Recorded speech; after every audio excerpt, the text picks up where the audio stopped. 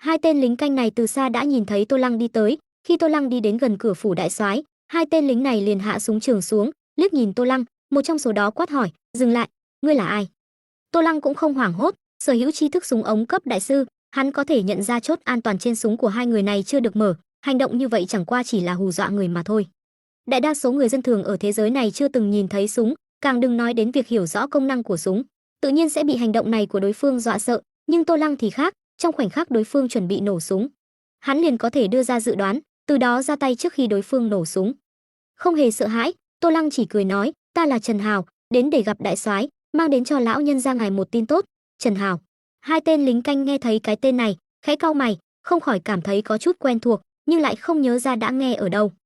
Thấy thế, Tô Lăng cười nhắc nhở, mấy tháng trước, Lương Thiếu Tông của Thiên Lâm môn ở Nam Trạch đã ủy thác đại soái gián cáo thị treo thưởng truy nã, người bị truy nã đó chính là ta.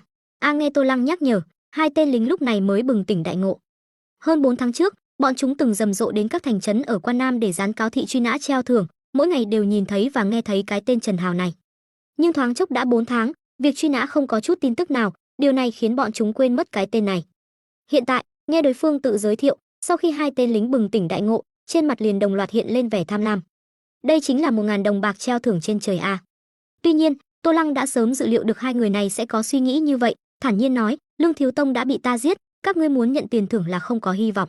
Mặt khác, ta lần này đã dám lấy thân phận bị truy nã đến tìm đại soái, tự nhiên là có chuyện vô cùng quan trọng, nếu làm lỡ việc của đại soái, các ngươi không gánh nổi trách nhiệm đâu. Cho nên, thu lại chút ý đồ xấu của các ngươi đi. Nói đến câu cuối cùng, Tô Lăng đã nghiêm giọng quát tháo. Bị vạch trần suy nghĩ trong lòng, hai tên lính lập tức có chút thẹn quá hóa giận, nhưng nghe đến cuối, hai người lại cau mày, trong đáy mắt càng hiện lên một tia sợ hãi, cưỡng chế cơn giận. Một trong số đó trầm giọng nói, ngươi chờ, ta đi thông báo đại soái. Dứt lời, liền quay người chạy vào phủ đại soái. Chạy một mạch, tên lính này xuyên qua tiền viện, trung viện, vườn hoa, đình đài, cuối cùng đi đến hậu viện của phủ đại soái. Trong phòng ngủ ở hậu viện, tiếng cười nói oanh oanh yến yến không ngừng vang lên. Trên một chiếc giường lớn, một nam tử đầu trọc, thân hình cao hơn 2 mét, toàn thân đầy cơ bắp dữ tợn, khỏe mạnh đến mức vượt qua tưởng tượng của người thường. Mặc một chiếc áo mỏng màu trắng, không cài nút, đang nằm nghiêng trên sập, một tay chống đầu, mỉm cười hưởng thụ sự phục vụ của 6 nữ tử diễm lệ xung quanh. Trước mặt là một chiếc bàn lớn, trên đó bày đầy các loại đồ ăn. Bên cạnh còn có một nam tử trẻ tuổi có khí chất âm nhu, mặc quân phục phó quan, đang chỉ huy binh lính dọn những đĩa thức ăn đã hết trên bàn và thay bằng những món ăn mới. Vị nam tử đầu chọc này chính là thủ lĩnh quân phiệt khiến người ta nghe danh đã sợ mất mật ở Quan Nam, Lưu Cường, Lưu đại soái. Bẩm báo đại soái, bên ngoài có một người tự xưng là Trần Hào tìm ngài, nói là đến đưa cho ngài một tin tốt. Tên lính canh cổng sau khi đi vào hậu viện, không vào cửa, mà đứng ở ngoài cửa, quỳ một chân xuống đất bẩm báo. Trần Hào, Lưu đại soái, gã đầu chọc, nghe tên lính này bẩm báo, nhíu mày, ai vậy? Bên cạnh, vị nam tử trẻ tuổi có khí chất âm nhu, ánh mắt cũng nhìn về phía tên lính bên ngoài. Y là phó quan của Lưu đại soái, bình thường tất cả công việc của phủ đại soái đều do y phụ trách. Việc Lương Thiếu Tông đến ủy thác truy nã chính là do y xử lý.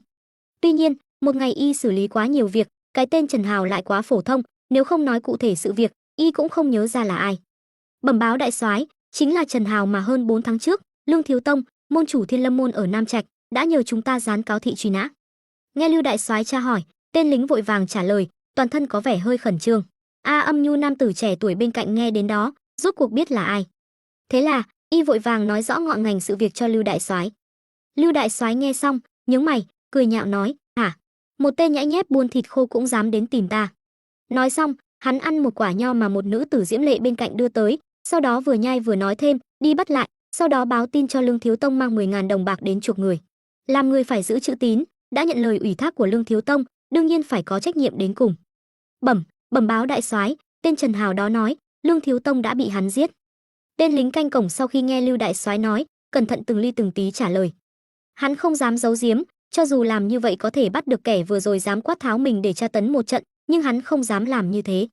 Đã từng có người chơi trò khôn vặt như vậy, kết quả làm lỡ việc của đại soái, sau đó, kết cục của người đó vô cùng thê thảm. Đến nay nhớ lại, hắn vẫn còn không tự chủ được mà dùng mình. Bởi vậy, hắn chỉ có thể thành thật khai báo. Nghe tên lính canh cổng nói, Lưu đại soái và âm nhu nam tử trẻ tuổi đều không khỏi ngạc nhiên nhìn lại. Lương Thiếu Tông bị giết. Lương Thiếu Tông của Thiên Lâm môn ở Nam Trạch, thực lực tuy không được xếp vào hàng đầu ở Quan Nam, nhưng cũng coi như là một nhân vật, miễn cưỡng có thể coi là được bọn chúng công nhận. Một người có thực lực như vậy lại bị một tên nhãi nhép buôn thịt khô giết chết. Thú vị. Lưu đại soái nằm nghiêng trên sập khẽ cười một tiếng, sau đó chậm rãi ngồi dậy. Theo hắn ngồi dậy, thân hình cao hơn 2 mét, toàn thân đầy cơ bắp dữ tợn của hắn, như một ngọn núi, uy nghi, cao lớn, che khuất tất cả, lại phảng phất như dã thú khát máu, tràn đầy cuồng bạo, dã tính và áp lực vô cùng mãnh liệt. Tất cả mọi người trong phòng, sau khi hắn ngồi dậy, cho dù đã nhìn thấy nhiều lần, nhưng vẫn không thể kiềm chế được mà run rẩy trong lòng. Đây là nỗi sợ hãi đến từ bản năng sinh mệnh. Gọi hắn vào. Lưu đại soái ngồi dậy, trên mặt vẫn hiện lên ý cười, nhưng kết hợp với thân hình kinh khủng của hắn, ý cười này không khỏi trở nên lạnh lẽo. Ta ngược lại muốn xem hắn có thể mang đến cho ta tin tức tốt gì. Cũng chính tại phủ đại soái, khi Lưu đại soái nghe thấy cái tên Trần Hào và nhắc đến trong lời nói, thì bên ngoài cửa, trong đầu Tô Lăng đột nhiên nhận được phản hồi của bản thân Toàn Chi. Lưu Cường, nam, da vàng, 48 tuổi, người Quan Trung, nghề nghiệp quân phiệt nguyên soái, khi sinh ra nặng 5 cân 6 lạng. 18 tuổi nhập ngũ, tham gia nhiều chiến dịch, lập được chiến công hiển hách, thăng tiến cực nhanh. 32 tuổi, quốc gia gặp phải ngoại quốc xâm lược, ngoại chiến nội chiến liên miên không ngừng. Trong lúc thế đạo hỗn loạn tự lập quân đội, bốn phía chống lại. 35 tuổi, thời cuộc dần dần ổn định, trở thành nguyên soái quân phiệt một phương, được chính phủ giao cho chức quyền quản hạt quan Nam. 39 tuổi, phát hiện bí mật võ công, mừng rỡ như điên, dẫn đầu thuộc hạ cầm súng đạn hiện đại, càn quét võ lâm giới quan Nam, vơ vét hơn 100 loại bí mật võ công, khổ luyện mấy năm, đến nay thể chất cao gấp 10 lần người thường, chính là đệ nhất đại cao thủ danh xứng với thực của quan Nam. Từng đoạn văn bản thông tin phản hồi trong đầu Tô Lăng, miêu tả cả cuộc đời Lưu đại soái. Nhìn những thông tin này, Tô Lăng vẻ mặt quả nhiên là thế, tự lẩm bẩm, quả nhiên giống như ta suy đoán, ta có thể nghĩ đến việc thu thập bí mật võ công, chỉ luyện cảnh giới thứ nhất, không ngừng chồng chéo thuộc tính gia tăng, thế giới này chắc chắn cũng có người có thể nghĩ đến, mà thủ lĩnh quân phiệt là người có khả năng làm được nhất. Đối mặt với vô số họng súng đen ngòm của vũ khí hiện đại, ép buộc giao ra bí mật võ công, thử hỏi ngoài việc giao ra và chết ra, còn có lựa chọn nào khác? Tuy nhiên, cứ như vậy, độ khó của phó bản lần này dường như đã vượt qua cấp độ khó. Hắn hiện tại coi như thông qua việc xem xét thông tin về cuộc đời của Lưu đại soái, cũng đồng dạng thu được hơn 100 loại võ công mà đối phương vơ vét. Nhưng muốn luyện xong cảnh giới thứ nhất của hơn 100 loại võ công này, không ngừng chồng chéo thuộc tính gia tăng, thời gian còn lại 1 năm rưỡi căn bản không kịp. Tính trung bình 5 ngày luyện thành cảnh giới thứ nhất của một môn võ công, 500 ngày mới có thể luyện 100 môn. Thời gian 1 năm rưỡi cũng chỉ có hơn 500 ngày. Hắn luyện đến khi nhiệm vụ kết thúc cũng chỉ ngang ngửa với Lưu đại soái hiện tại. Độ khó như vậy, căn bản không phải là cấp độ khó mà là cấp độ ác mộng không thể hoàn thành. Nhưng trò chơi này, quả thật ngay từ đầu khi vào, hệ thống trò chơi đã đánh dấu là cấp độ khó. Nói như vậy, chắc chắn còn có phương pháp khác để nhanh chóng tăng thực lực lên. Võ công cao cấp sao? Bên ngoài phủ đại soái, Tô Lăng nheo mắt, nghĩ đến Tam Hận Tuyệt Sát Công mà Lương Thiếu Tông luyện. Tam Hận Tuyệt Sát Công là một môn võ công cao cấp hơn so với những môn võ công bình thường khác, nhưng nghi thức đột phá lại không phù hợp với hắn. Tuy nhiên, trên đời này hẳn là còn có những môn võ công cao cấp khác, với những nghi thức đột phá khác nhau, ngoài Tam Hận Tuyệt Sát Công. Điểm này hẳn là mấu chốt để phá giải độ khó của nhiệm vụ cấp độ khó lần này. Trần Hào, đi theo ta, đại soái muốn gặp ngươi. Khi Tô Lăng đang tập trung xem thông tin về cuộc đời của Lưu đại soái, suy nghĩ về cách tìm kiếm võ công cao cấp, tên lính canh cổng đã chạy vào trước đó lại chạy ra, nói với Tô Lăng. Nói xong, liền tự giác đi trước dẫn đường. Tô Lăng cũng nhanh chóng thu lại suy nghĩ, sau đó cười không nói, đi theo sau đối phương. Trên đường đi, Tô Lăng quan sát tình hình bên trong phủ đại soái, ghi nhớ từng chi tiết về bố cục và đồ vật, để phòng ngừa trường hợp lát nữa xảy ra xung đột, có thể sớm lên kế hoạch thoát thân. Lưu đại soái này đã luyện hơn 100 loại võ công, mặc dù phần lớn các môn võ công đều chỉ luyện thành cảnh giới thứ nhất, chỉ có một số ít đạt đến cảnh giới thứ hai, nhưng thể chất cũng đã gấp 10 lần người thường. Thực ra, việc Tô Lăng đến gặp Lưu Cường có chút mạo hiểm. Thể chất của hắn chỉ gấp 3 lần người thường, cho dù kết hợp với thuật cận chiến cấp đại sư thì cũng chỉ có thể quần nhau với cao thủ có thể chất gấp 4, 5 lần người thường. Nhưng Lưu đại soái còn mạnh hơn gấp đôi so với những cao thủ mà hắn có thể đối phó. Một tồn tại kinh khủng như vậy, đối với hắn hiện tại mà nói, là có thể tạo thành áp lực cực lớn. Đương nhiên, Tô Lăng dựa vào năng lực bản thân toàn chi, sau khi xem qua thông tin về cuộc đời của đối phương, hắn tự tin có thể đưa ra những lợi ích khiến Lưu Cường hài lòng, không để cuộc gặp mặt này dẫn đến xung đột. Tuy nhiên, vì cẩn thận, vẫn nên chuẩn bị sẵn đường lui để an tâm. Đến rồi, ngay phía trước. Sau khi đi một lúc, tên lính canh cổng cuối cùng cũng đưa Tô Lăng xuyên qua tiền viện, trung viện, hoa viên và đình đài, đi đến hậu viện của phủ đại soái. Tại hậu viện của phủ đại soái, còn chưa bước vào, Tô Lăng đã nhìn thấy Lưu Cường, người mặc quân phục chỉnh tề, toàn thân như một ngọn núi, đang ngồi trên một chiếc ghế bành lớn trong sân. Đầu chọc, thân hình cao hơn 2 mét, vạm vỡ đến mức ngay cả bộ quân phục cỡ lớn đặc biệt cũng khó mà che giấu, từng đường nét cơ bắp góc cạnh rõ ràng. Liếc nhìn qua, Tô Lăng chỉ cảm thấy mình như đang nhìn chằm chằm một con dã thú hung bạo tùy thời có thể nổi cơn thịnh nộ. Một cảm giác áp bức vô cùng mãnh liệt ập vào mặt. Thật cường đại thân thể lực lượng. Nhìn Lưu đại soái với dáng vẻ như vậy, Cho dù là Tô Lăng cũng không nhịn được mà có chút sợ hãi thán phục trong lòng. Tuy nhiên, hắn không hề cảm thấy sợ hãi. Dù sao, đối với hắn mà nói, nơi này chẳng qua chỉ là một thế giới trò chơi, chết cũng chỉ là nhiệm vụ thất bại, sau đó trở về không gian ban đầu của siêu duy sát, chứ không phải là cái chết thực sự, có gì đáng sợ. Tô Lăng không những không cảm thấy sợ hãi, ngược lại nhìn Lưu đại soái với thân hình kinh khủng như vậy, hắn lại có chút hiểu ra, một phân tích suy đoán nào đó trong lòng hắn lại được chứng thực. Trong số hơn 100 loại võ công mà Lưu Cường vơ vét được, những loại võ công tăng cường lực lượng chiếm đến 7 phần. Thuộc tính lực lượng thân thể của tên này hiện tại tuyệt đối bùng nổ, nhưng thuộc tính nhanh nhẹn và thể lực hẳn là có chênh lệch so với thuộc tính lực lượng. Trước đó ta đã phân tích rằng thuộc tính lực lượng có thể tăng cường cơ bắp, xem ra quả nhiên không sai, trước mắt chính là ví dụ tốt nhất. Hiệu quả tăng cường của võ công phần lớn là lực lượng, bởi vì trong bối cảnh thời đại này, người luyện võ chính là để đánh nhau với người khác. Bởi vậy, võ công mà Lưu đại soái vơ vét được, phần lớn là tăng cường thuộc tính lực lượng. Mà Tô Lăng trước đó đã từng âm thầm phân tích, trong giao diện thuộc tính một chiều, lực lượng, nhanh nhẹn, thể lực, trí lực, 4 thuộc tính này. Lực lượng tăng cường cơ bắp của cơ thể, nhanh nhẹn là gân cốt toàn thân, thể lực dĩ nhiên là thể năng, mà trí lực là tốc độ vận hành của não bộ và tốc độ phản ứng của thần kinh. Đăng Thiên Lâm thần công đã chứng minh phỏng đoán của hắn về phân tích thuộc tính trí lực. Lưu đại soái trước mắt thì chứng minh phỏng đoán của hắn về phân tích thuộc tính lực lượng. Lưu đại soái luyện quá nhiều võ công tăng cường lực lượng, dẫn đến mất cân bằng giữa gân cốt và cơ bắp của cơ thể, bởi vậy mới có thân hình kinh khủng khổng lồ như vậy. Chỉ có sức mạnh, nhanh nhẹn, thể lực, ba loại cùng phát triển mới có thể vừa tăng cường sức mạnh, vừa duy trì hình thể bình thường. Còn về mối quan hệ giữa thuộc tính trí lực và ba thuộc tính lực lượng, nhanh nhẹn, thể lực, Tô Lăng trước mắt chỉ có suy đoán, nhưng vẫn chưa chứng minh được. Khi Tô Lăng quan sát Lưu đại soái đương nhiên cũng đang quan sát Tô Lăng. Tuy nhiên, gã chỉ liếc qua một cách sơ sài, không hề cẩn thận tỉ mỉ. Bởi vì, với sức mạnh hiện tại của gã căn bản không để quân nhân bình thường vào mắt. Trần Hào đúng không? Sau khi liếc qua Tô Lăng một cách sơ sài, Lưu đại soái lên tiếng trước, trên mặt gã mang theo nụ cười có vẻ hơi lạnh lẽo dưới thân hình kinh khủng của gã. Hỏi, nghe nói ngươi đã giết Lương Thiếu Tông, còn muốn mang đến cho ta tin tức tốt. Không phải là ngươi giết Lương Thiếu Tông chính là tin tức tốt mà ngươi gây ra đấy chứ? Trần Hào tham kiến đại soái. Tô Lăng đầu tiên đáp lại lời Lưu đại soái hỏi về thân phận của hắn, sau đó cười trả lời, Lương Thiếu Tông lấy con tế thần, lén luyện tà công, ta giết chết hắn là vì đại soái trừ hại cho quan Nam, đương nhiên là tin tức tốt. Tuy nhiên, tin tức tốt mà ta mang đến không phải là cái này. Lấy con tế thần, lén luyện tà công. Nghe Tô Lăng nói, Lưu đại soái nhíu mày, ánh mắt nhìn về phía âm nhu nam tử trẻ tuổi bên cạnh. Âm nhu nam tử trẻ tuổi nghe vậy, nhướng mày, y cũng không biết chuyện này. Thế là, y nhìn về phía Tô Lăng, lên tiếng hỏi, chuyện Lương Thiếu Tông lén luyện tà công, ngươi có bằng chứng gì? Chuyện lén luyện tà công này, có thể lớn có thể nhỏ. Nhỏ thì đương nhiên không cần phải nói, kịp thời dập tắt là được. Nhưng nếu làm lớn chuyện, bị tổng thống ở Đô Thành biết được, vậy có thể trách một tội quản trị không làm, điều này sẽ khiến Lưu Cường mất mặt trước các nguyên soái khác. Bởi vậy, âm nhu nam tử trẻ tuổi không thể không nghiêm túc truy hỏi. Chuyện này ở Nam Trạch đã sớm lan truyền, đều lên tin tức báo chí, bên này còn chưa có tin tức sao?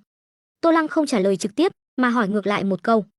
Nghe vậy, âm nhu nam tử trẻ tuổi lập tức nhíu mày chặt hơn, vội vàng xin lỗi Lưu đại soái, cho ta đi gọi điện thoại đến Nam Trạch để hỏi thăm một chút. Đi đi, Lưu Cường khẽ gật đầu, khoát tay nói. Sau đó, âm nhu nam tử trẻ tuổi liền nhanh chóng rời khỏi hậu viện. Trước khi rời đi, y còn liếc nhìn Tô Lăng một cái. Đợi sau khi âm nhu nam tử trẻ tuổi rời đi, Lưu đại soái lại nhìn về phía Tô Lăng, tiếp tục mang theo ý cười hỏi, ngươi nói mang đến tin tức tốt không phải là cái này, vậy rốt cuộc là cái gì? Từ đầu đến cuối, gã đều mang theo dáng vẻ tươi cười như vậy, nếu không chú ý đến thân hình kinh khủng của gã, thì toàn bộ gã dường như rất dễ nói chuyện. Nhưng Tô Lăng lại có thể cảm nhận được sự hung bạo đang dục dịch ẩn sâu bên trong cơ thể gã. Hắn không hề nghi ngờ, chỉ cần tin tức tốt mà hắn nói không thể khiến đối phương hài lòng, đối phương chỉ sợ lập tức sẽ nổi giận lấy mạng hắn. Đương nhiên, Tô Lăng sẽ không cho đối phương cơ hội này. Chỉ thấy hắn vừa cười vừa nói, nghe nói đại soái cũng là người luyện võ, đối với võ công vô cùng say mê, ta có một môn võ công cao cấp, tên là Tam Hận Tuyệt Sát Công, đặc biệt dâng lên đại soái. Lưu Cường khi 39 tuổi đã phát hiện ra bí mật võ công, thế là điên cuồng say mê, sau đó dẫn đầu quân đội càn quét võ lâm giới quan Nam, thu thập hơn 100 loại võ công. Nhưng đây cũng đã là cực hạn mà gã có thể làm được. Tiến xa hơn, đó chính là vươn tay về phía các tỉnh khác, nhưng đó là địa bàn của các nguyên soái khác. Trừ phi khai chiến với các nguyên soái khác, bằng không gã không thể vượt rào.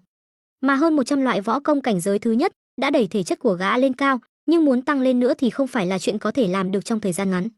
Lưu Cường muốn đề cao bản thân, cũng chỉ có thể luyện cảnh giới thứ hai của những võ công mà gã vơ vét được. Nhưng bắt đầu luyện cảnh giới thứ hai rất tốn thời gian và tiền bạc, ít nhất cần 40, 50 ngày. Hơn nữa còn cần các điều kiện đặc biệt, cho dù là đại soái, Lưu Cường cũng có chút khó có thể chịu đựng. Đây cũng là nguyên nhân khiến gã tham lam tiền tài. Mặc dù là thủ lĩnh quân phiệt Quan Nam, gã có thể trực tiếp cướp đoạt, không cần trả tiền. Nhưng đây chẳng qua chỉ là giết gà lấy trứng. Đợi khi cướp bóc khiến dân chúng sợ hãi, đều rời khỏi Quan Nam, hoặc là không làm sản xuất, thì con đường của gã cũng sẽ bị chặn đứng. Hơn nữa, tổng thống ở Quan Trung cũng không thể cho phép gã làm như vậy. Thêm vào đó, hiệu quả tăng cường của cảnh giới thứ hai của những võ công này cũng chỉ mạnh hơn một chút so với cảnh giới thứ nhất. Lưu Cường không phải là loại cuồng nhân võ si có thể cả ngày đắm chìm trong luyện võ, sau khi không có đường tắt để tăng cường bản thân trong thời gian ngắn, gã liền không còn hứng thú, phần lớn thời gian đều đang hưởng thụ cuộc sống của đại soái. Cũng bởi vậy, 2 năm nay, gã tiến triển rất chậm trong việc tăng cường thể chất.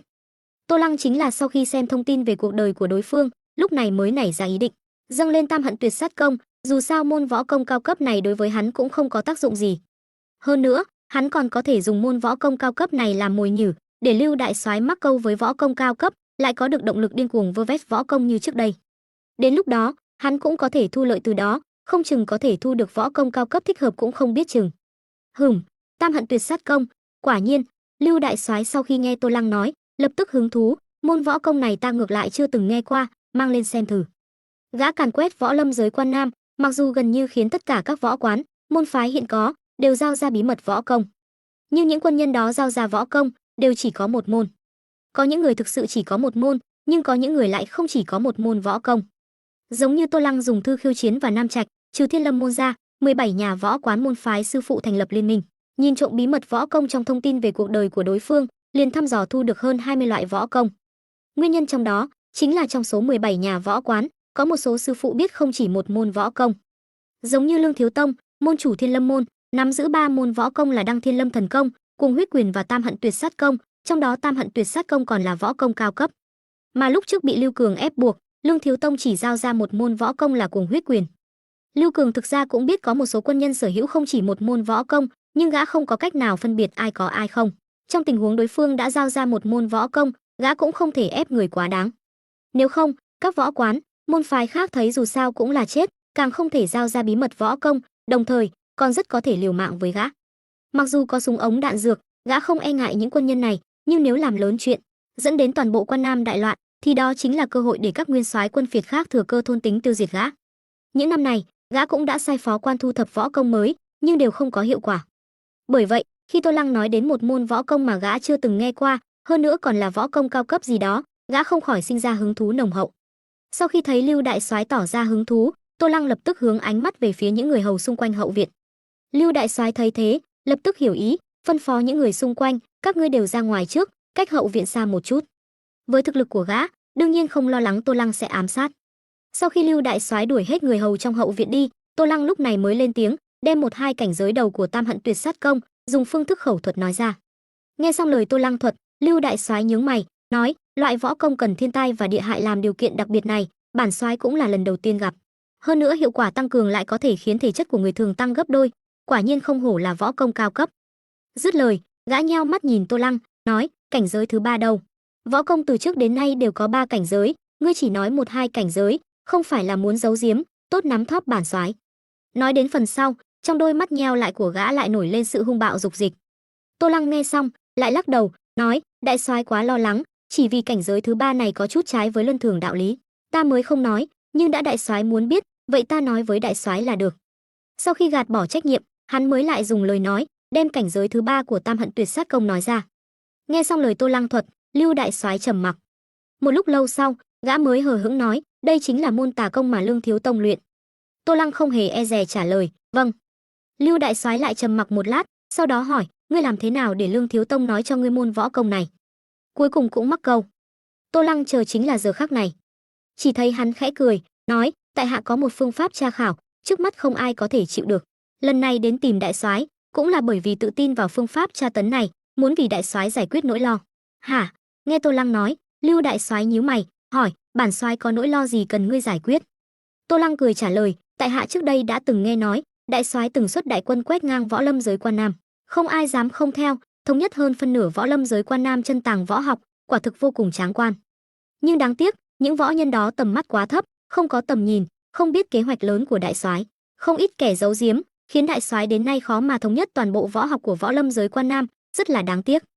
Nếu đại soái chịu giao việc này cho tại hạ, Vậy tại hạ nhất định giúp đại soái moi ra tất cả bí mật của những kẻ giấu giếm, hoàn thành chí lớn thống nhất tất cả võ học của võ lâm giới Quan Nam của đại soái.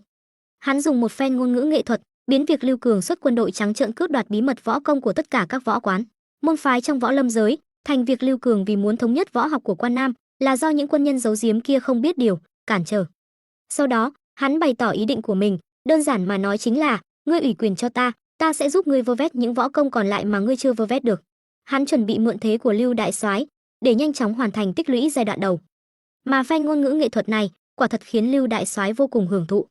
Chỉ thấy trên khuôn mặt ban đầu còn đang nhướng mày của gã, lập tức tràn đầy ý cười, cười lớn nói, ha ha ha, không sai, không sai, không ngờ Quan Nam này còn có người hiểu được nỗi khổ tâm của bản soái, rất không tệ. Tuy nhiên, sau khi ngừng cười, gã chuyển giọng, cười tủm tỉm hỏi Tô Lăng, bất quá, không biết nếu giao việc này cho ngươi, ngươi bao lâu có thể hoàn thành nhiệm vụ gian khổ này? Có thể trở thành nguyên soái một phương, đương nhiên không phải là kẻ ngu ngốc. Gã cũng đã hiểu Tô Lăng là muốn mượn thế của gã.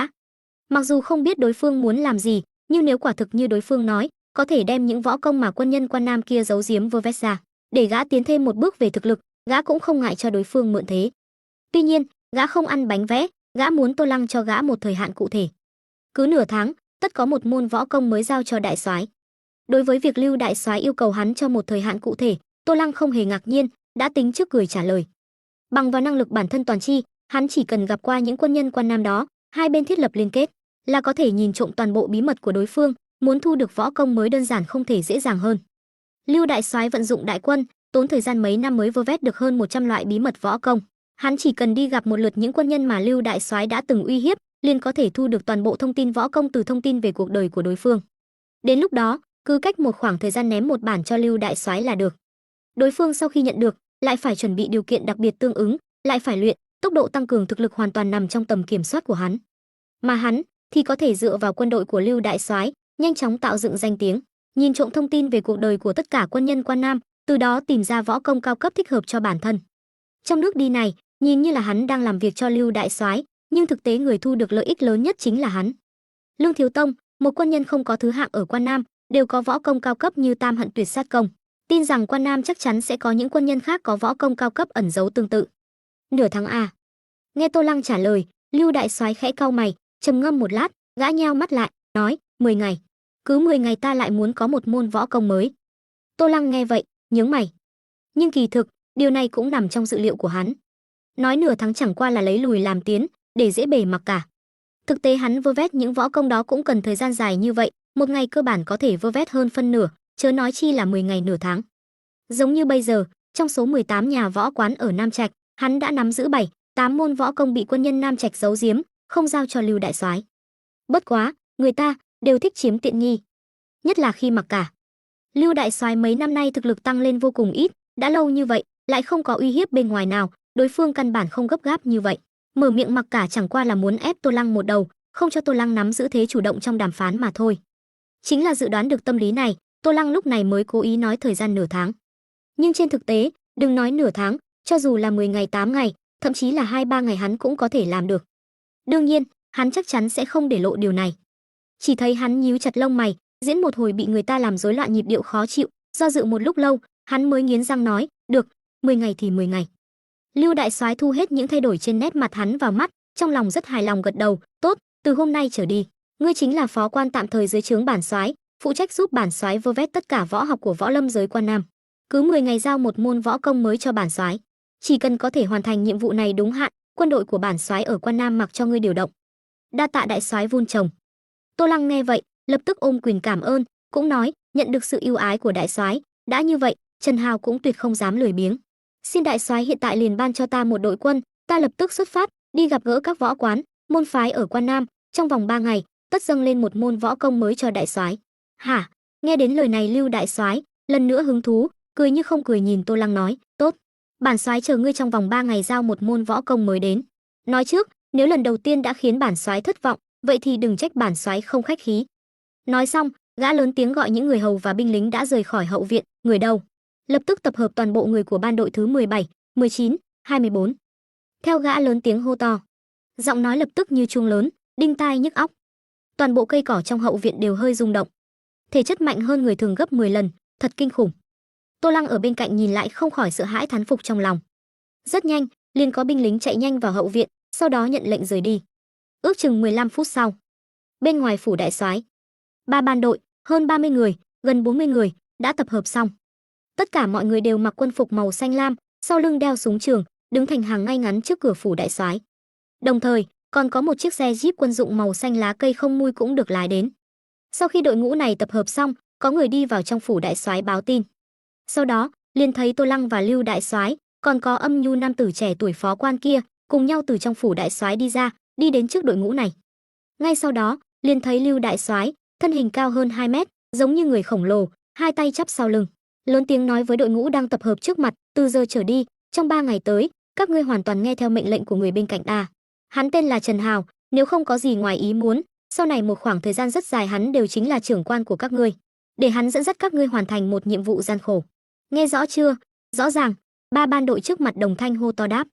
Ở Quan Nam, Lưu Cường, thủ lĩnh quân phiệt này, có quyền thống trị tuyệt đối, không ai dám làm trái. Đã nghe rõ, còn không gọi Trần trưởng quan. Lưu đại soái lại lớn tiếng quát. Ba ban đội trước mặt lập tức đồng loạt hướng ánh mắt về phía Tô Lăng, lớn tiếng hô to, Trần trưởng quan. Tô Lăng nghe xong, khẽ gật đầu, rất bình tĩnh, không hề bị trận thế này dọa sợ. Lưu đại soái thấy thế, cũng không nói nhiều, chỉ cười nói, tốt, tiếp theo bọn họ sẽ giao cho ngươi điều khiển, bản soái vô cùng mong đợi biểu hiện của ngươi. Dứt lời, gã đưa tay vỗ nhẹ vai Tô Lăng. Tô Lăng thì không nói nhảm, trực tiếp bước ra, nhảy lên chiếc xe Jeep quân dụng màu xanh lá cây kia, sau đó nói với người lính lái xe, bây giờ, lập tức xuất phát đến võ quán gần đây nhất. Tên lính lái xe kia hiển nhiên còn có chút chưa kịp phản ứng, không khỏi hướng ánh mắt về phía Lưu đại soái. Sau đó liền thấy Lưu đại soái khiển trách quát mắng, Trần trưởng quan bảo ngươi đi đâu thì đi đó. Vừa rồi bản soái nói không nghe thấy à? Vâng. Tên lính kia bị quát tháo đến mức toàn thân run lên, vội vàng cúi chào đáp. Sau đó, đánh lửa khởi động, phối hợp côn và ga, chiếc xe Jeep quân dụng không mui màu xanh lá cây lúc này liền nhanh chóng khởi động. Mà đội ngũ gần 40 người kia thấy thế, lập tức do một đội trưởng trong số đó chỉ huy, chạy chậm theo sau chiếc xe Jeep quân dụng. Rất nhanh, dưới sự dẫn đầu của Tô Lăng, đội ngũ này liền rời khỏi quảng trường nơi có phủ đại soái. Lưu đại soái và Âm Nhu nam tử trẻ tuổi phó quan kia đứng trước cửa phủ đại soái, nhìn theo hướng Tô Lăng rời đi. Âm Nhu nam tử trẻ tuổi phó quan lên tiếng báo cáo trước, đại soái, ta đã gọi điện thoại đến Nam Trạch để tìm hiểu tình hình, bên kia quả thực như tên Trần Hào này nói, các tờ báo lớn đều đăng tin Lương thiếu tông lén luyện tà công, hơn nữa còn có người nhà lão bộc trong nhà hắn làm nhân chứng. Lương thiếu tông cũng đúng là do Trần Hào này giết chết. Trần Hào này. Nói đến đây, y cân nhắc một chút cách dùng từ, sau đó mới noa cua thực có chút can đảm và thủ đoạn. Đương nhiên là có can đảm, không có can đảm thì sao dám một mình một ngựa đến phủ đại soái tìm ta. Lưu đại soái vẫn nhìn chằm chằm vào hướng Tô Lăng rời đi, cười như không cười nói, bất quá có thủ đoạn hay không thì phải xem trong 3 ngày hắn có thể giao một môn võ công mới cho ta hay không. Ngay cả ngươi cũng khó mà làm được, ta ngược lại muốn xem hắn làm thế nào. Nếu 3 ngày sau hắn không thể nộp lên võ công mới thì sao? Âm Nhu nam tử trẻ tuổi không chút biến sắc hỏi một câu. Lưu đại soái không trả lời, chỉ hừ một tiếng, tất cả đều không nói ra. Két. Cùng với tiếng lốp xe ma sát sắc nhọn vang lên, chiếc xe Jeep quân dụng màu xanh lá cây dừng lại trước cổng chính của một tòa nhà trên một con phố ở Quan Nam. Trần trưởng quan, đây chính là võ quán gần phủ đại soái nhất. Người lính lái xe nói với Tô Lăng. Mà Tô Lăng, ánh mắt đã sớm quan sát tòa nhà này từ khi chiếc xe Jeep còn chưa dừng lại.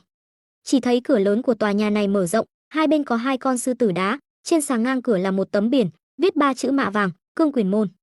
Được, vậy thì ở đây đi. Tô Lăng nghe người lính lái xe nói, khẽ gật đầu, sau đó một tay chống vào mép cửa xe, nhảy xuống. Ngay sau đó, hắn vừa sửa sang lại cúc áo, vừa đi vào cửa lớn của Cương Quyền Môn, đồng thời lớn tiếng hô to, phủ đại soái làm việc, tất cả người của Cương Quyền Môn ra đây cho ta. Trên đường phố, ngay khi nhìn thấy đám người bọn họ đi tới, những người đang đi lại trên con đường này liền sợ hãi tránh sang một bên. Tuy nhiên, vì lòng hiếu kỳ thích xem náo nhiệt, những người này lại dừng chân từ xa, nhìn tình hình bên này và xì xào bàn tán. Cương Quyền Môn này làm sao vậy, lại chọc phải người của phủ đại soái? Ai biết được, phong cách hành sự của phủ đại soái ngươi cũng không phải không biết, coi như không gây chuyện, chỉ cần đụng phải thôi cũng có thể gặp phiền phức, huống chi là chọc phải. Tóm lại, Cương Quyền Môn chắc là lại phải xui xẻo rồi. Người kia là ai? Hình như chưa gặp qua.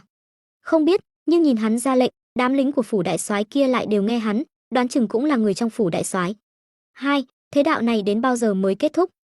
Xịt, nói nhỏ thôi, nếu bị người của phủ đại soái nghe được, hoặc là bị tiểu nhân mật báo, các ngươi liền xong rồi. Trong lúc những người xem náo nhiệt nhỏ giọng bàn tán, Tô Lăng cũng đã đi vào cửa lớn của Cương Quyền Môn. Mà trong tiếng hô to vừa rồi của hắn, người trong Cương Quyền Môn cũng lục tục đi ra. Ai vậy?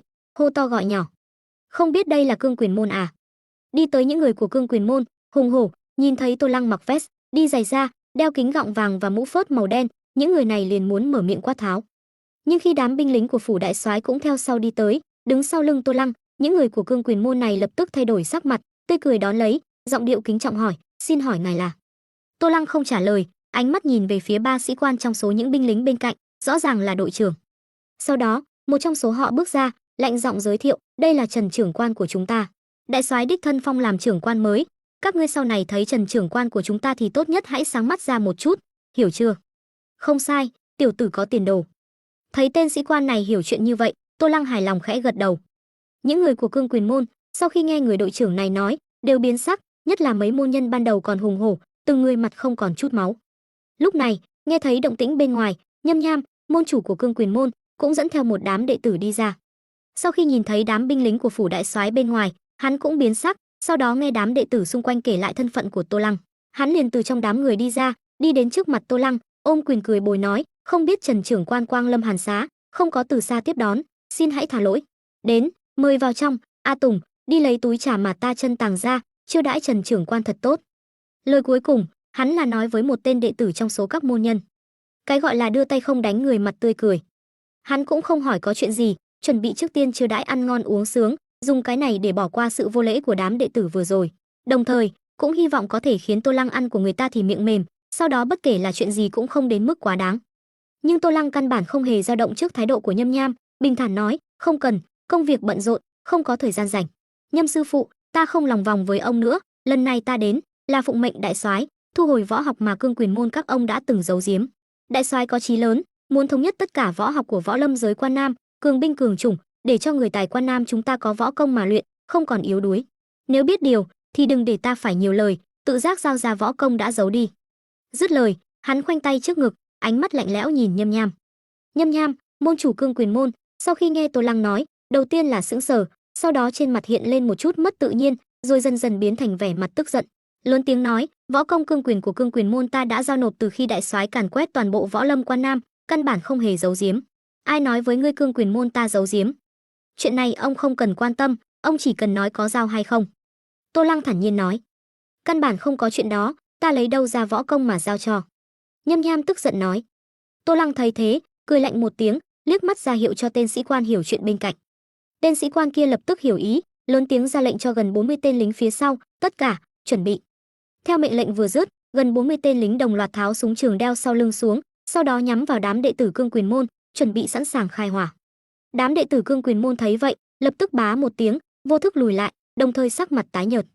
Nhâm Nham, môn chủ Cương Quyền môn, cũng biến sắc, nhưng vẫn cứng rắn, bi phẫn nói, "Các ngươi khinh người quá đáng.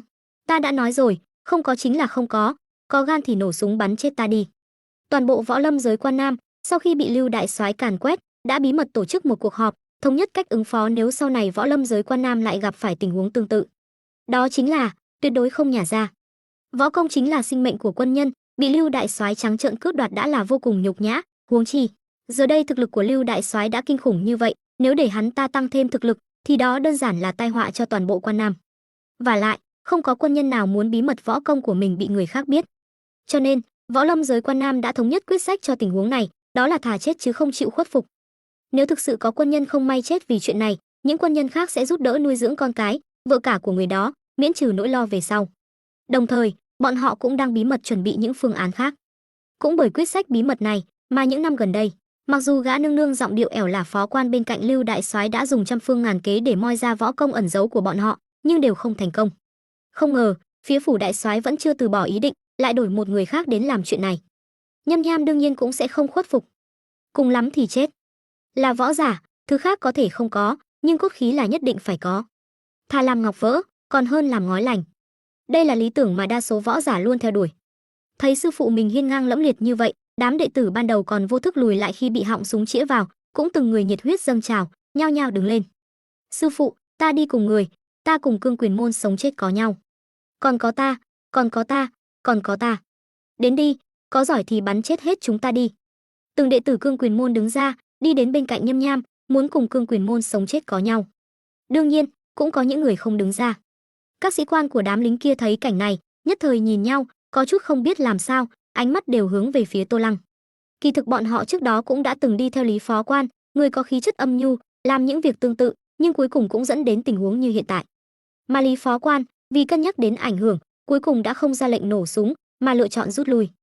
Bọn họ không biết Tô Lăng trước mặt có ra lệnh nổ súng hay không, dù sao bản thân bọn họ tuyệt đối sẽ không tự tiện nổ súng, không ai dám gánh trách nhiệm này. Vì thế, bọn họ thậm chí còn chưa mở chốt an toàn súng. Đối mặt với ánh mắt của mọi người, Tô Lăng đương nhiên cũng sẽ không ra lệnh nổ súng, hắn làm tất cả những điều này chẳng qua chỉ là để tạo dựng thanh danh.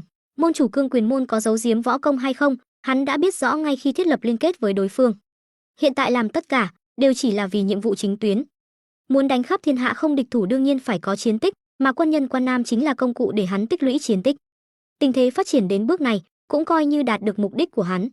Chỉ thấy hắn nheo mắt, tựa hồ đang suy nghĩ, một lát sau, hắn cười lạnh một tiếng, lớn tiếng nói, "Tốt, Nhâm sư phụ quả nhiên hiên ngang lẫm liệt, đã như vậy, vậy ta liền cho Cương Quyền môn các ngươi một cơ hội."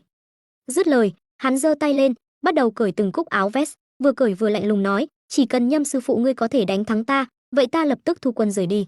Nếu đánh không lại, vậy thì đừng trách ta không khách khí, hoặc là giao ra võ công, hoặc là hôm nay Cương Quyền môn máu chảy thành sông." Vừa nói xong, cúc áo vest của hắn cũng đã được cởi ra hoàn toàn, sau đó, hắn cởi áo vest ra, ném về phía các binh lính phía sau đó vận động cổ và nắm đấm, bước ra. Nhâm Nham, người ban đầu đã chuẩn bị sẵn sàng chịu chết, sau khi nghe nói những lời này, khẽ giật mình, sau đó nghi ngờ hỏi, "Thật chứ?" Nếu là luận võ, là quân nhân, trong lòng hắn tự có kiêu ngạo.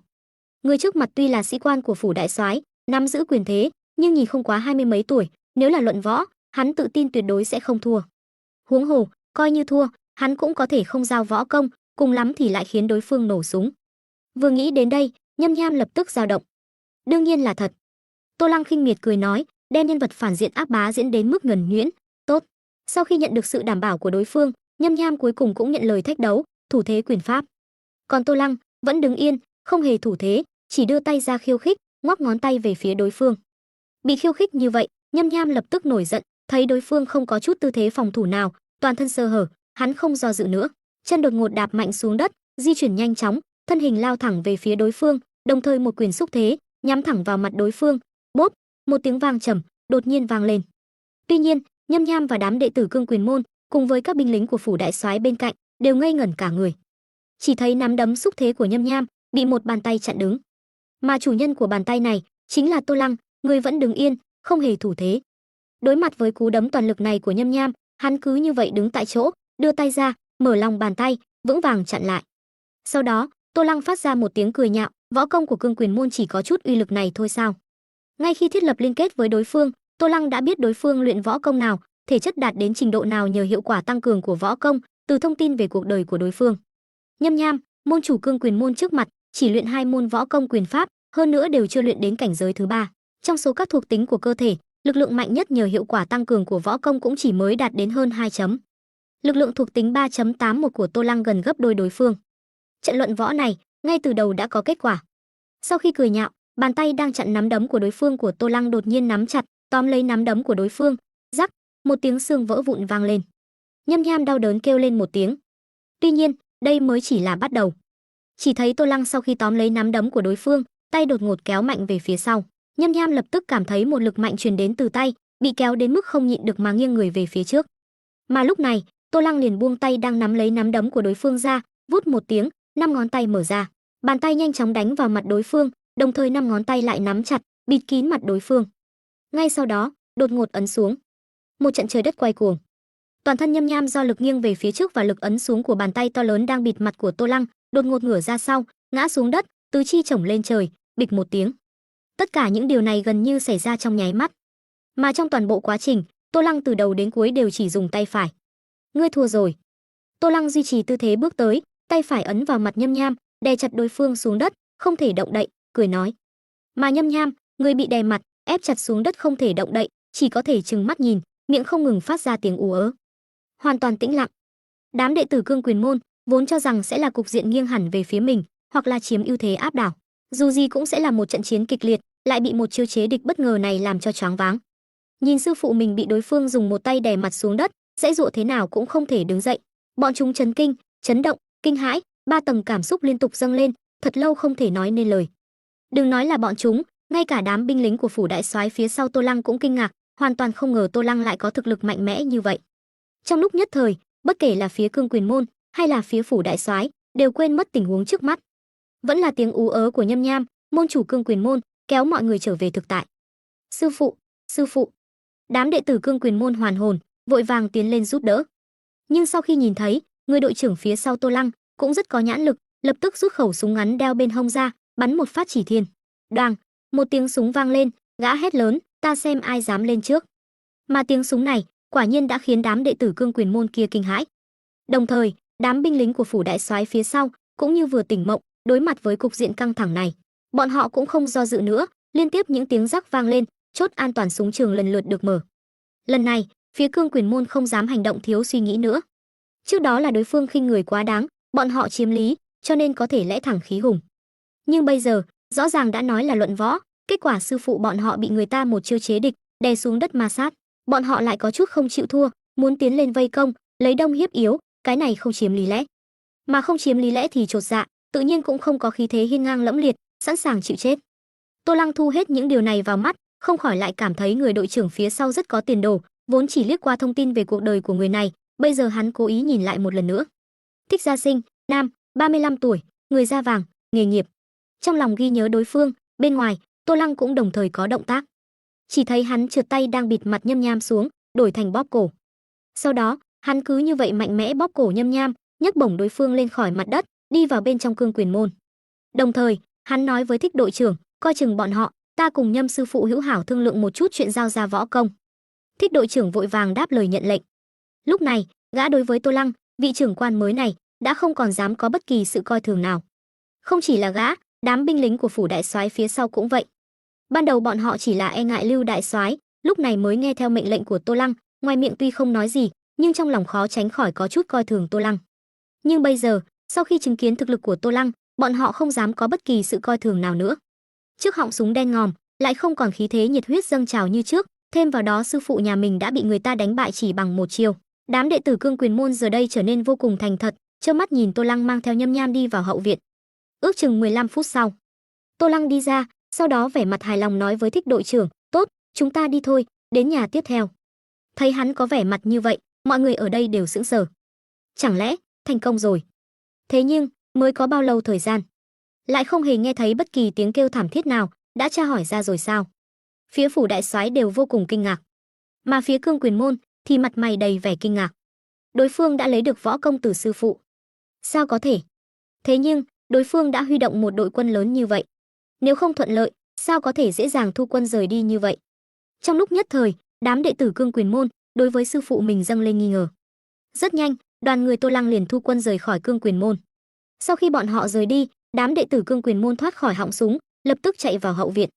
Sau đó, bọn họ thấy Nhâm Nham đã hôn mê trên mặt đất ở hậu viện. Sư phụ, người thế nào?"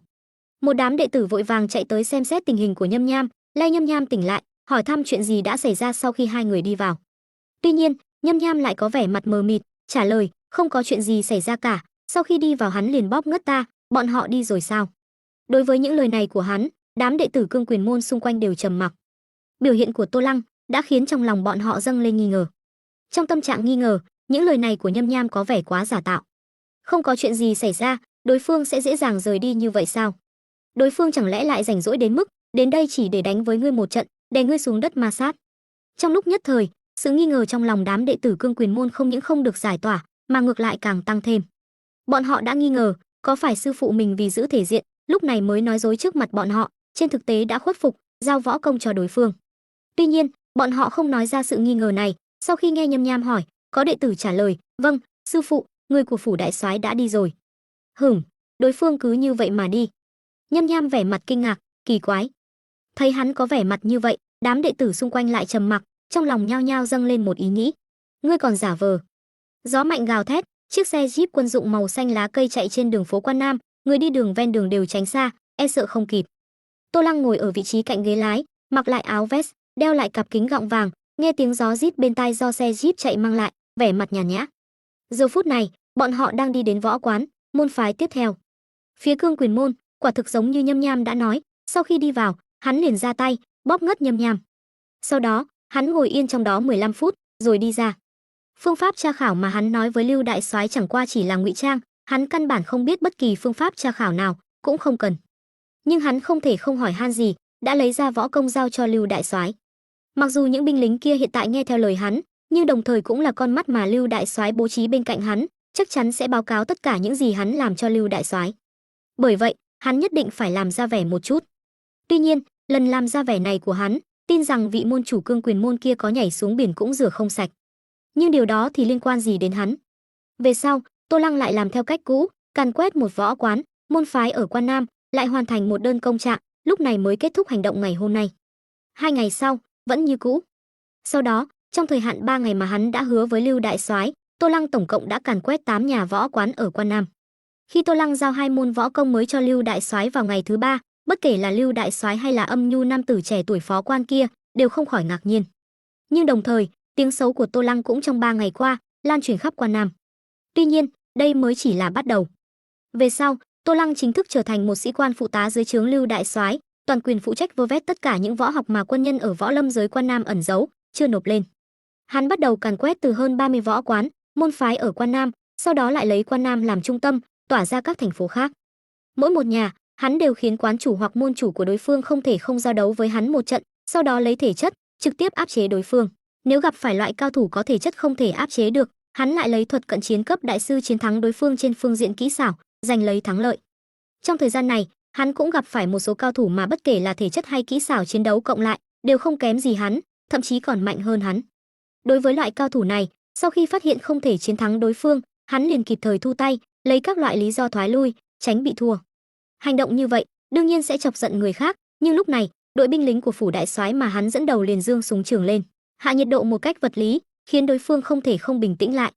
Cứ như vậy, thanh danh của Tô Lăng nhanh chóng lan rộng ở Quan Nam. Chỉ có điều, không phải là danh tiếng tốt, thậm chí có thể nói là tai tiếng. Nào là chó săn hàng đầu của phủ đại soái, tiểu nhân hèn hạ không nói võ đức, chó cậy gần nhà, gà cậy gần chuồng, kẻ vô liêm sỉ, vân vân. Tuy nhiên, mặc dù thanh danh rất tệ, các loại biệt danh cũng không hay ho, nhưng chưa từng có ai chê bai thực lực của hắn.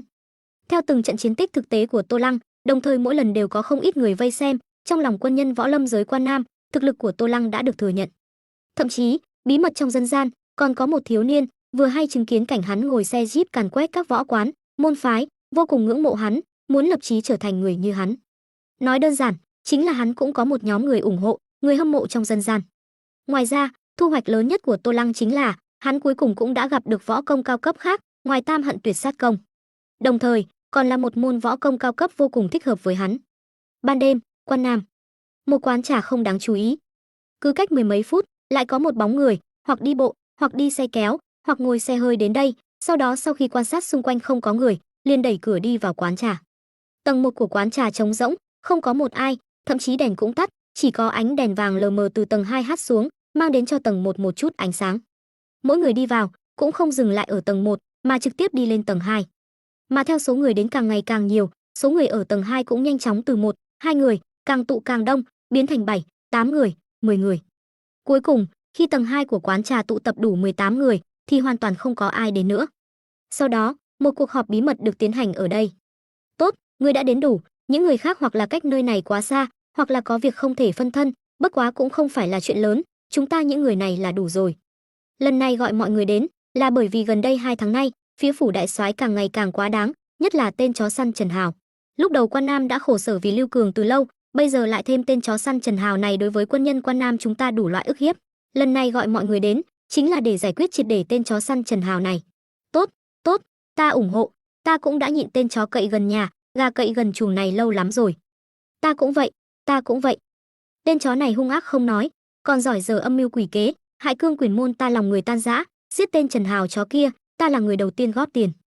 Đúng vậy, tên Trần Hào chó này ta đã tìm hiểu qua, trước kia là buôn thịt khô, nhưng không biết vì sao đột nhiên lại trở thành phó quan của Lưu Cường, giúp hắn ta vơ vét võ học, rất là có thủ đoạn.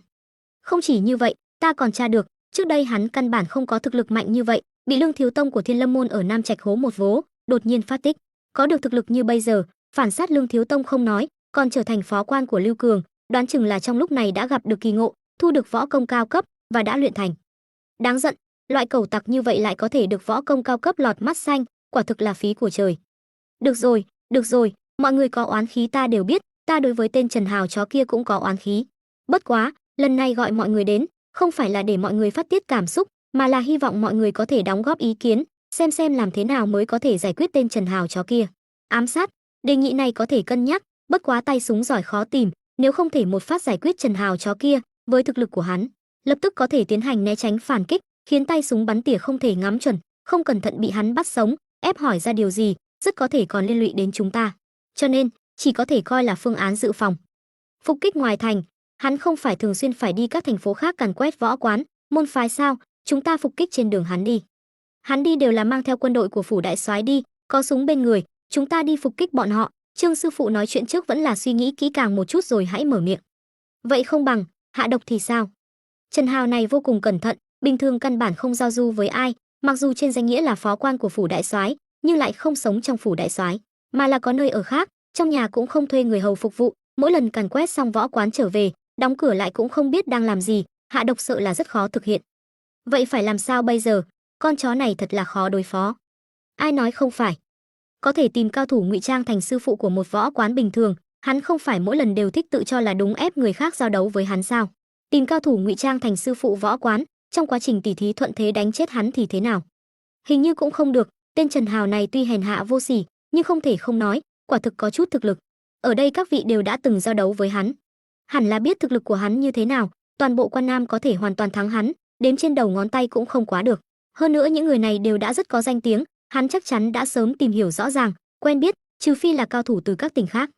Lùi một bước mà nói, coi như có thể tìm được cao thủ như vậy có nguyện ý hy sinh bản thân để giết Trần Hào hay không cũng là một vấn đề. Đừng quên, Trần Hào ép người giao đấu tuy coi như công bằng, nhưng phía sau hắn lại có một đám binh lính của phủ đại soái, một khi trong quá trình tỉ thí đánh chết hắn, khó đảm bảo những binh lính kia sẽ không vì giữ gìn uy nghiêm của phủ đại soái mà nổ súng loạn xạ bắn chết người đã đánh chết tên Trần Hào chó này, cho nên con đường này cũng không thông. Cái này cũng không được, cái kia cũng không được, chẳng lẽ cứ để mặc tên Trần Hào này như vậy nhởn nhơ bên ngoài, tiếp tục ức hiếp quân nhân Quan Nam chúng ta? Không bằng tìm sát thủ chuyên nghiệp. Đã phương pháp bình thường không đối phó được, vậy thì tìm người chuyên nghiệp đến. Đã từng toàn bộ võ lâm giới Quan Nam mở cuộc họp bí mật cũng đã từng đề xuất ý kiến này, mời sát thủ chuyên nghiệp ám sát Lưu Cường. Chỉ tiếc Lưu Cường thực lực quá mức kinh khủng, cho dù là những sát thủ hàng đầu trên bảng sát thủ cũng không muốn nhận đơn hàng này, lúc này mới thôi. Nhưng bây giờ chúng ta muốn đối phó chỉ là Trần Hào, không phải Lưu Cường. Trần Hào mặc dù thực lực cũng rất mạnh, nhưng so với Lưu Cường chắc chắn không thể sánh được, những sát thủ hàng đầu trên bảng sát thủ kia hẳn là sẽ không từ chối, chỉ là giá cả có thể sẽ hơi đắt. Biện pháp này tốt, sát thủ chuyên nghiệp, chuyên giết chó săn. Cho dù ám sát thất bại cũng sẽ không để lộ chúng ta, biện pháp này ổn thỏa nhất. Về phần vấn đề giá cả đắt, mọi người đều căm ghét Trần Hào này, mỗi người góp một ít, chia đều ra cũng không đắt, cứ dùng biện pháp này đi. Đề nghị này quả thực không tệ, dùng tiền có thể hoàn thành, không cần phải dùng mạng đi mạo hiểm, ta cũng ủng hộ. Tốt, cứ quyết định như vậy đi. Đã mọi người đều đồng ý, vậy ta cũng ủng hộ. Có thể, không sai. Đã mọi người đều đồng ý biện pháp này, vậy thì cứ dùng biện pháp này. Như vậy bây giờ thương lượng xem ai sẽ liên lạc với sát thủ trên bảng sát thủ, đến lúc đó mọi người đem tiền cho người này là được. Cương Quyền môn, Ảnh Thối môn, Võ Dương môn, Tán Vân môn, Bách Ly môn, vân vân, 18 võ quán, môn phái ở Quan Nam đang tổ chức một cuộc họp bí mật tại quán trà Xà Mây, bàn bạc việc thuê sát thủ chuyên nghiệp ám sát ký chủ. Ban đêm, một căn nhà ở Quan Nam. Ban ngày lại càn quét hai võ quán, môn phái ở Quan Nam, chiến thắng môn chủ của hai võ quán, môn phái này lại giành được thắng lợi, hắn trở về nơi ở tại Quan Nam, sau khi ăn tối xong liền bắt đầu luyện võ công. Ngoài 18 môn võ công trùng lập mà hắn đã vơ vét ở Nam Trạch, trong số hơn 100 loại võ công cấp thấp mà hắn lấy được từ Lưu đại soái, vẫn còn có hơn 100 loại võ công mới. 2 tháng nay, ban ngày hắn liền dẫn người càn quét các võ quán, môn phái ở Quan Nam và vùng phụ cận Quan Nam, ban đêm liền trở về căn nhà tạm thuê ở Quan Nam, đóng cửa luyện võ. Có năng lực bản thân toàn chi, hắn có thể nói là có được khả năng phản trinh sát hoàn mỹ, bởi vậy không ai biết hắn trở về nơi ở sau đang làm gì. Hơn 100 loại võ công cấp thấp mới, đều là con đường tăng cường thực lực, nâng cao thể chất, Tô Lăng đương nhiên cũng sẽ không bỏ qua. Mặc dù luyện như vậy đến khi nhiệm vụ kết thúc, phỏng chừng cũng không thể chiến thắng tồn tại như Lưu đại soái, nhưng mỗi một điểm thực lực tăng lên đều có thể giúp hắn càn quét tốt hơn, có thể chuẩn bị sẵn sàng cho việc thu được võ công cao cấp. Hơn nữa nhân vật của hắn còn có thuộc tính võ si, bởi vậy Tô Lăng cũng không hề từ bỏ việc luyện võ. Chỉ có điều, bởi vì ban ngày không có thời gian, chỉ có thể luyện vào ban đêm, chu kỳ luyện thành những võ công cấp thấp này của hắn liền từ khoảng 5 ngày một môn biến thành khoảng 10 ngày một môn. Trong 2 tháng ác bá này, hắn chỉ mới luyện thành 6 môn võ công cấp thấp, đẩy thuộc tính lực lượng và nhanh nhẹn vượt qua 4, thuộc tính thể lực vượt qua 3. Nhưng sự đột phá như vậy cũng đã tăng cường thực lực của hắn lên một chút, khiến thực lực của hắn được xếp vào hàng ngũ đầu ở Quan Nam. Đêm đó, Tô Lăng vẫn như thường lệ, trở về chỗ ở và chuyên tâm luyện võ. Trong lúc luyện tập, thông tin bằng chữ viết hiện lên trong đầu hắn. Thấy vậy, Tô Lăng cũng không ngạc nhiên. Mấy lão già này đến giờ mới nhớ đến việc bí mật ám sát ta, cũng coi như là nhịn giỏi.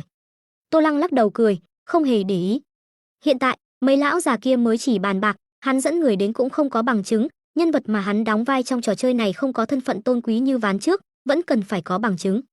Hơn nữa, hiện tại hắn cách quán trà đó cũng khá xa, đợi hắn tập hợp người đến nơi, đoán chừng đám lão già kia đã giải tán, chi bằng đợi vài ngày nữa. Khi những người này thực sự liên lạc với sát thủ, hắn sẽ dẫn người đến bắt cả người lẫn tang, đến lúc đó lại xem sắc mặt của mấy lão già này. Nghĩ đến đây, hắn không nghĩ nhiều nữa, tiếp tục chuyên tâm luyện võ. Ngày hôm sau, mọi chuyện vẫn bình thường. Đến ngày thứ ba, đám lão già kia cuối cùng cũng có động tĩnh, liên lạc với sát thủ Vô Ảnh đứng đầu bảng sát thủ. Ngay khi hai bên liên lạc, Tô Lăng liền nhận được phản hồi thông qua năng lực bản thân toàn tri. Và khi đám lão già kia nói tên và thông tin của hắn cho sát thủ Vô Ảnh đứng đầu bảng sát thủ kia nghe, hắn và Vô Ảnh mới chính thức thiết lập liên kết, thông tin về cuộc đời của đối phương cũng theo đó được sao chép vào đầu hắn. Vô Ảnh, tên thật Tần Thiếu Thông, nam, 29 tuổi, người da vàng, sát thủ chuyên nghiệp. Khi Tô Lăng xem thông tin về cuộc đời của đối phương, xem đến một đoạn thông tin bằng chữ viết, hắn đột nhiên vui mừng. Sát bất lưu hành truyền thừa không rõ, bí quyết cảnh giới thứ nhất của công pháp này, hành công trăm lần, tàn sát ngàn quân, có thể cường thân một tầng, bí quyết cảnh giới thứ hai, hành công ngàn lần, trong vạn quân lấy thủ cấp tướng địch, có thể cường thân hai tầng, bí quyết cảnh giới thứ ba, hành công vạn lần, đâm một quân đoàn nguyên soái, có thể cường thân ba tầng. Lại là võ công cao cấp. Tô Lăng không ngờ, lại thấy được võ công cao cấp từ thông tin về cuộc đời của sát thủ Vô Ảnh đứng đầu bảng sát thủ này. Môn võ công cao cấp tên là sát bất lưu hành này, có hiệu quả tăng cường giống như Tam Hận Tuyệt Sát công. Luyện thành cảnh giới thứ nhất, thể chất tổng thể tăng cường một tầng, cảnh giới thứ hai thì hai tầng, cảnh giới thứ ba ba tầng. Hơn nữa, điều kiện đặc biệt cần thiết cho môn võ công này không hề hoang đường như Tam Hận Tuyệt Sát công. Mặc dù tàn sát ngàn quân, trong vạn quân lấy thủ cấp tướng địch, đâm một quân đoàn nguyên soái, những điều kiện này cực kỳ khó khăn, nhưng ít nhất không giống như thiên tai, địa hại, cần phải dựa vào vận may. Vận may tốt, có thể trong một thời gian cực ngắn đồng thời gặp được thiên tai và địa hại, mà vận may không đủ tốt thì mấy chục năm cũng khó gặp được. Ngoài ra, số lần luyện tập cần thiết cho hai môn võ công này cũng khác nhau. Tam Hận Tuyệt Sát công 3 đại cảnh, cần vạn lần, 10 vạn lần, trăm vạn lần. Mà sát bất lưu hành 3 đại cảnh, chỉ cần trăm lần, nghìn lần, vạn lần là được. Cùng là võ công cao cấp, hiệu quả tăng cường giống nhau, tại sao lại có sự khác biệt như vậy? Tô Lăng không khỏi vô thức phân tích, suy đoán nguyên nhân trong đó. Điều kiện đặc biệt của Tam Hận Tuyệt Sát công tuy thái quá, nhưng kỳ thực độ khó không lớn, thiên tai và địa hại tuy cần dựa vào vận may, nhưng một khi gặp được, cơ bản là có thể luyện thành cảnh giới thứ nhất và thứ hai mà không gặp khó khăn gì, còn cảnh giới thứ ba nhân họa, chỉ cần tàn nhẫn quyết tâm là có thể. Mà sát bất lưu hành, môn võ công này, điều kiện đặc biệt cần thiết tuy không quá đáng, nhưng lại có nguy hiểm tính mạng, thực sự là vô cùng khó khăn, nhất là trong thời đại có súng đạn hiện đại này, chỉ riêng cảnh giới thứ nhất, tàn sát ngàn quân đã vô cùng khó khăn, chớ nói chi là cảnh giới thứ hai và thứ ba. Cảnh giới thứ hai chỉ sợ chỉ có khi chiến tranh giữa các quân phiệt nổ ra, quy mô nhân số mới có thể vượt quá vạn người, mà đâm một quân đoàn nguyên soái, chính là ám sát tồn tại như Lưu đại soái, điều này đừng nói là người thường, cho dù là cao thủ võ lâm cũng không làm được. Cho nên, số lần luyện tập cần thiết cho môn võ công cao cấp này mới ít như vậy. Số lần luyện tập và độ khó của điều kiện đặc biệt sẽ có một sự cân bằng lẫn nhau. Trong tình huống không có bất kỳ thông tin nào, Tô Lăng chỉ có thể suy đoán như vậy. Đồng thời, trong lòng hắn cũng không nhịn được dâng lên một chút nghi hoặc. Theo hiểu biết sâu hơn về võ công của thế giới này, trong lòng hắn lại càng không nhịn được mà suy nghĩ về một vài vấn đề. Ví dụ như, nguồn gốc võ công của thế giới này đến từ đâu? Đã không cần nghiên cứu khổ luyện, vậy những võ công này xuất hiện như thế nào? Những điều kiện đặc biệt cần thiết cho những võ công này được tổng kết như thế nào? Trong nhận thức của hắn, võ công là tiên nhân trải qua một đời lại một đời khổ luyện nghiên cứu, sau đó từ các loại kinh nghiệm và mảnh ghép, thu được gợi ý, cuối cùng không ngừng cải tiến mà thành. Nhưng võ công của thế giới này không cần khổ luyện nghiên cứu, chỉ cần luyện đủ số lần, sau đó đạt thành điều kiện đặc biệt, liền có thể tăng cường sức mạnh thân thể hoặc nhanh nhẹn, các loại thuộc tính. Cái này không giống võ công, mà giống như một loại nghi thức thần bí nào đó. Mặc dù biết rõ đây chỉ là một thế giới trò chơi, nhưng bởi vì cũng có những suy đoán trước đó về khái niệm thế giới một chiều, điều này khiến Tô Lăng không nhịn được có chút hiếu kỳ, những võ công nghi thức này rốt cuộc xuất hiện như thế nào. Tuy nhiên, trước mắt hắn cũng không có manh mối gì, hơn nữa thời hạn nhiệm vụ cũng gấp rút, bây giờ đã qua hơn 6 tháng, gần 7 tháng trong trò chơi thế giới này.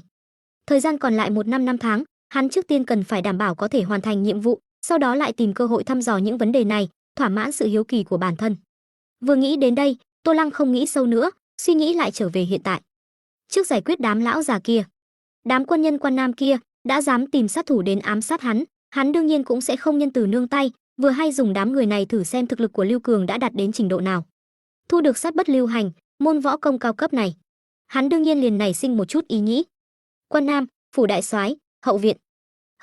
Ngươi nói là đám quân nhân Quan Nam kia trong bóng tối liên lạc với Vô Ảnh, sát thủ đứng đầu bảng sát thủ, có ý đồ làm loạn. Lưu đại soái, người mặc áo mỏng rộng rãi, nằm nghiêng trên giường, hưởng thụ sự phục vụ của 6 nữ tử diễm lệ, nhìn Tô Lăng trước mặt, sau khi nghe đối phương báo cáo, có chút hứng thú hỏi lại để xác nhận. Tô Lăng gật đầu trả lời, vâng. Hắn không trực tiếp dẫn người đi bắt đám quân nhân kia và sát thủ Vô Ảnh đứng đầu bảng sát thủ, mà là đến phủ đại soái, báo cáo tin tức này cho Lưu đại soái. Đương nhiên, hắn không thể nói mục tiêu thực sự mà đám người này muốn ám sát là hắn, mà là bỏ qua phần này. Chỉ nói là có âm mưu, nhưng không nói cụ thể là ám sát ai, chuẩn bị để Lưu đại soái tự mình hiểu lầm. Trong những năm Lưu Cường thống trị Quan Nam, số lần gặp phải ám sát nhiều vô số kể, có mấy lần còn vô cùng nguy hiểm, suýt chút nữa thì sát thủ đã thành công.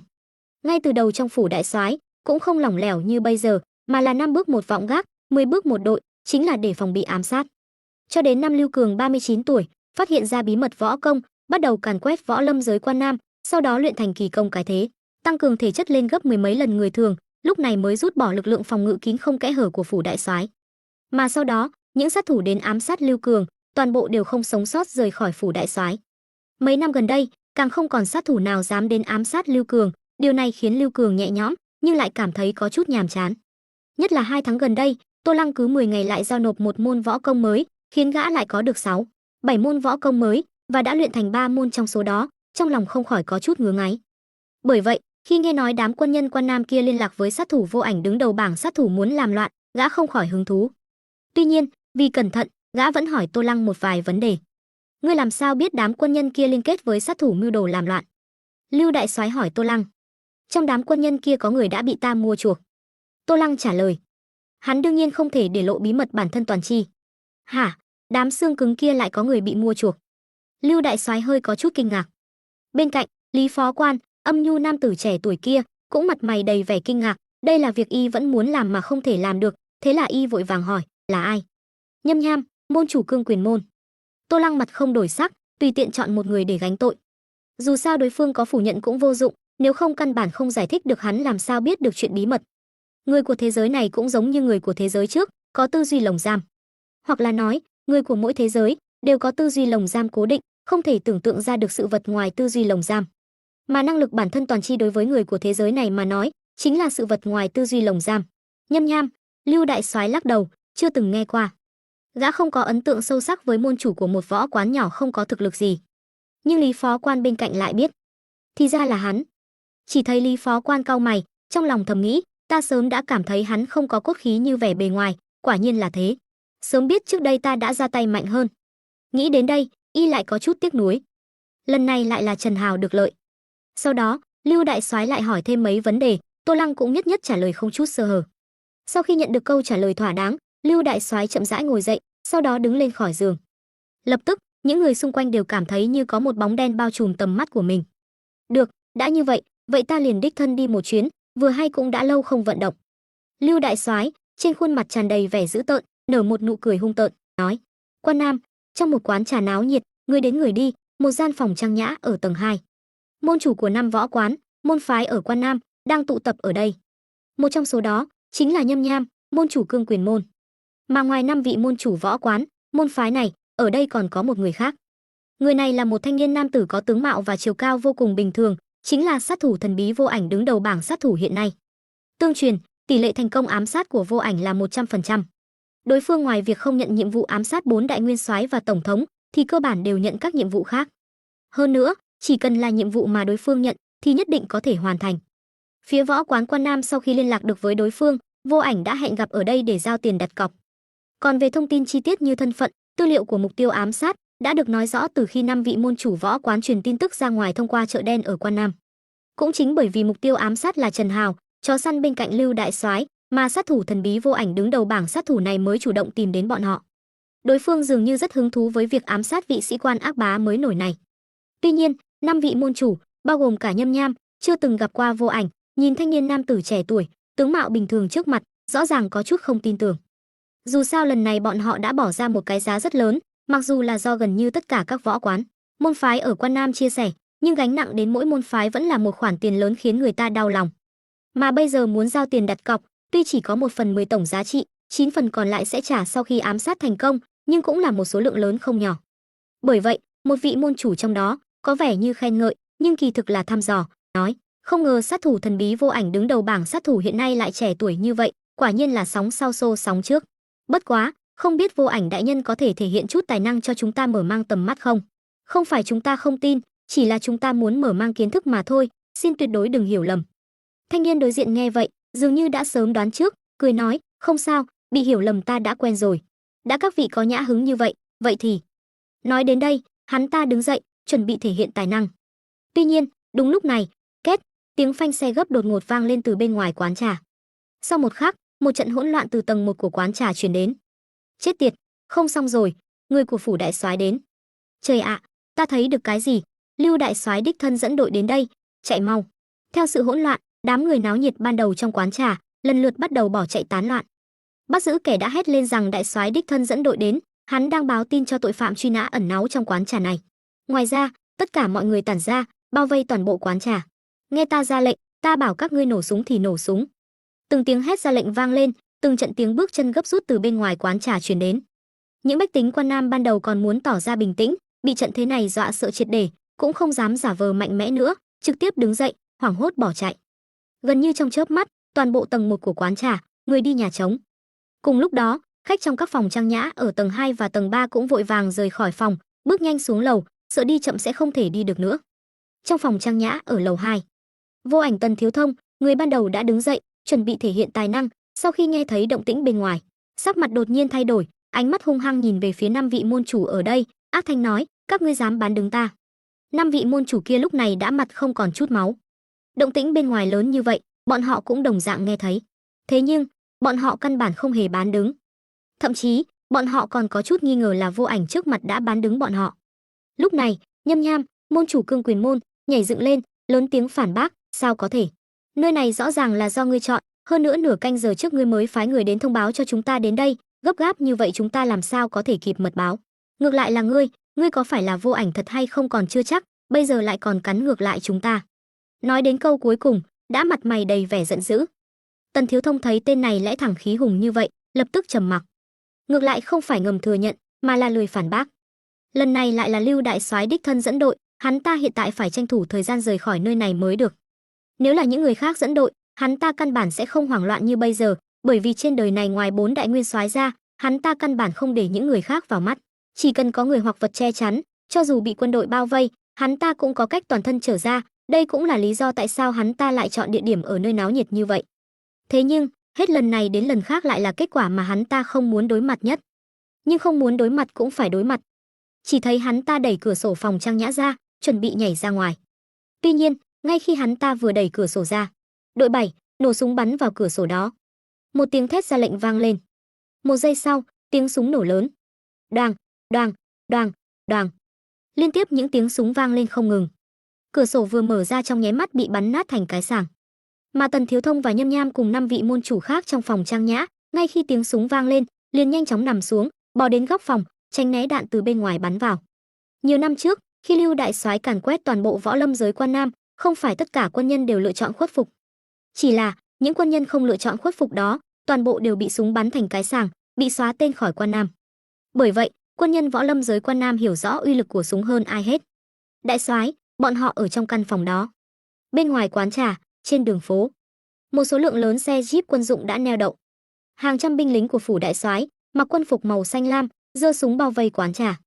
Sau khi một loạt đạn bắn nát tan cửa sổ đang mở, Tô Lăng, người đang chỉ huy tác chiến trên mặt đất, cười nói với Lưu đại soái đang ngồi ở ghế sau của một chiếc xe jeep quân dụng.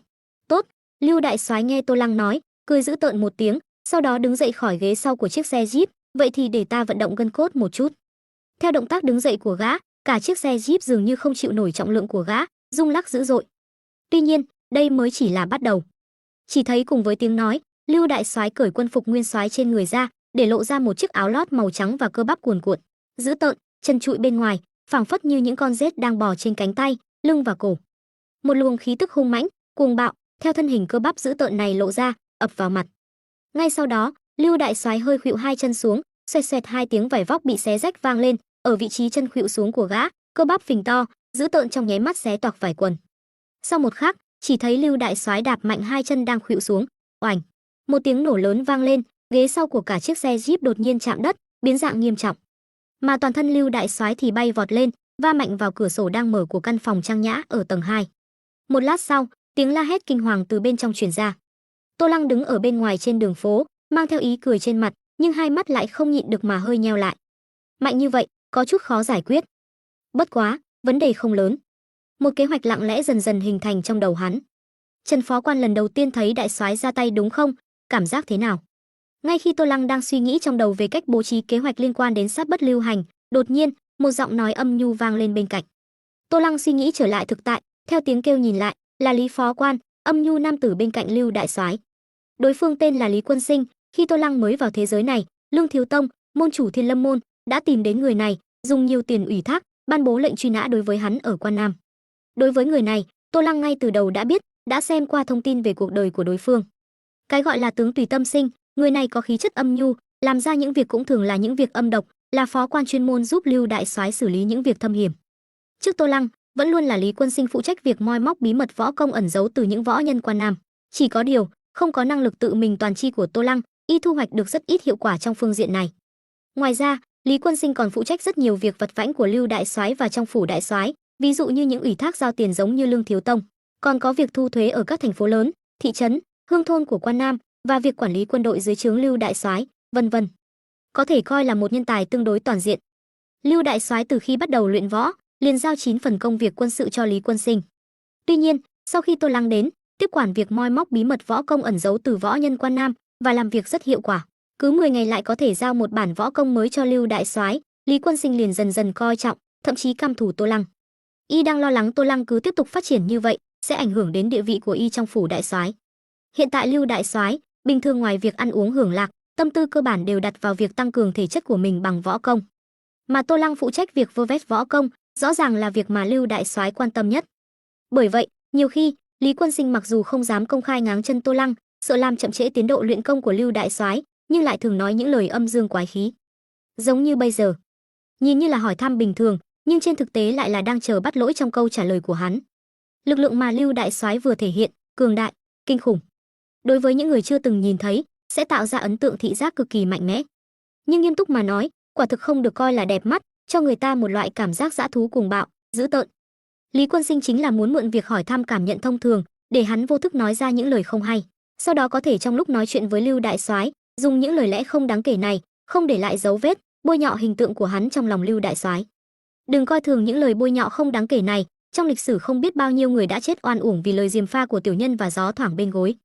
Tuy nhiên, Tô Lăng không phải là loại người chưa từng trải sự đời.